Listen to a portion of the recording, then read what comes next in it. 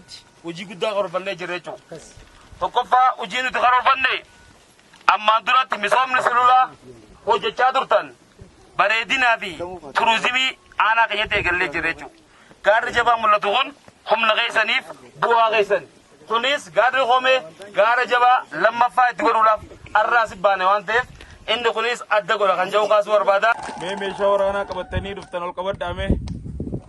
Hayyummaatti waraanuu dhuftan kan. Fayyaada galatooma laafni meeshaan kuni meeshaa dirree waraanaa hiyyummaatti barbadeessan dhaqanii jechuudha. Meeshaan kun tirfiidha. Ilma namaa kan jiraachisu biyya kamisoomsu nu gaddeebisa fayyaada meeshaa kana waan ta'eef hedduu ulfaadhaa isin jecha.